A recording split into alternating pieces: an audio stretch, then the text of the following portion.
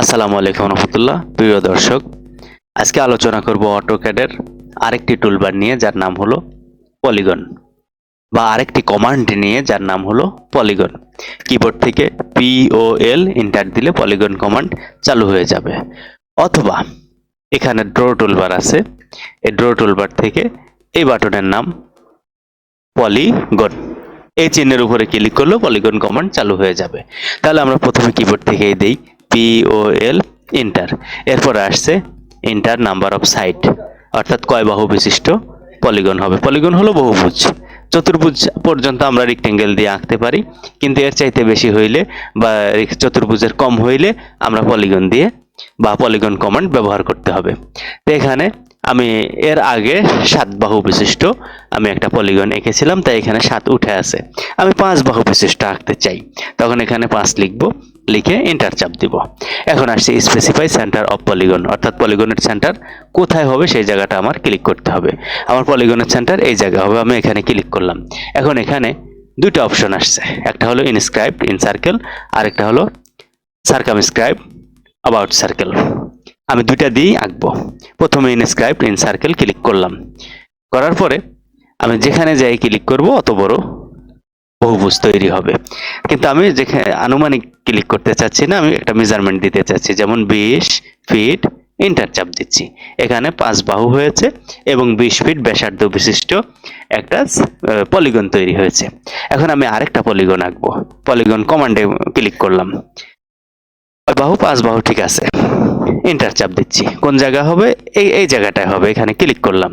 করার পরে নিচের অপশনটা সার্কামস্ক্রাইব অ্যাবাউট সার্কেলে ক্লিক করলাম, করার পরে এটারও 20 ফিট লিখলাম, 20 ফিট লিখে এন্টার চাপ দিলাম।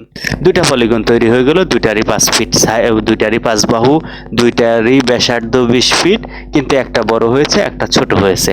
তার মানে হলো প্রথম অপশনটা সিলেক্ট করলে এই কি যেন বলে, পলিগনের বাহির পাশ দিয়ে যে সার্কেলটা হবে তার ব্যাসার্ধ, আর দ্বিতীয় অপশনটা সিলেক্ট করলে পলিগনের ভিতরের পাশ দিয়ে যে সার্কেলটা হবে তার সেন্টার দেখাবে।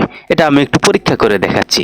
তো এখন এখানে আমি যে একটা সার্কেল আঁকবো, কর্নার আছে কিন্তু সেন্টার কোথায়, সেই সেন্টারটা বের করার জন্য আমি একটা টিপস সংগ্রহ করেছি, সেটা হলো লাইন কমান্ড দিব, এল ইন্টার লাইন। 2 বাহুর কর্নার অপোজিট বাহুর সেন্টার, অথবা 2 বাহুর সেন্টার অপোজিট বাহুর কর্নার। কারণ হলো এর কোনো লাইনেরই সেন্টার ঠিক নেই, ঠিক আছে? এভাবে দুইটা আঁকলেই হয়। তারপর আমি 3টাই আঁকবো, এল ইন্টার। এখন আমি একটা নির্ধারিত সেন্টার পেয়ে গেলাম। এখন সার্কেল কমান্ড সি এন্টার দিয়ে এই বাহুর সেন্টারে ক্লিক করে ঠিক বাইরের কর্নারে ক্লিক করলাম। এখন লাইনার কমান্ড দিয়ে মাপ করে দেখি বা মেজারমেন্ট করে দেখি যে এর এই বাহিরের অংশে আমার 40 ফিট ধরেছে, যেহেতু আমি 20 ফিট অর্থাৎ ব্যাসার্ধের মাপ দিয়েছিলাম, এখন ব্যাসের মাপ 40 ধরেছে। আর এটা দেখতেছি এল ইন্টার লাইন কমান্ড দিয়ে এর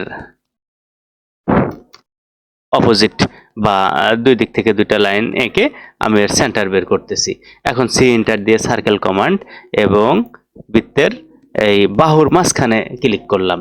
সেক্ষেত্রে লাইনার কমান্ড দিয়ে দেখা যাচ্ছে যে এই বৃত্তটার ব্যাসার্ধ 20 ফিট দিয়েছিলাম এবং ব্যাস 40 ফিট। তার মানে পার্থক্য হলো এখানে একটা, যদি আমি প্রথম অপশনটা সিলেক্ট করি তাহলে এই বহুভুজটা তার বাহিরের পরিমাপ নিয়ে বসবে, আর যদি দ্বিতীয় অপশন সিলেক্ট করি তাহলে বহুভুজটা তার ভিতরের অংশের পরিমাপ বসবে। তো এই ছিল আমাদের পলিগন কমান্ড নিয়ে আলোচনা। ধন্যবাদ সবাইকে।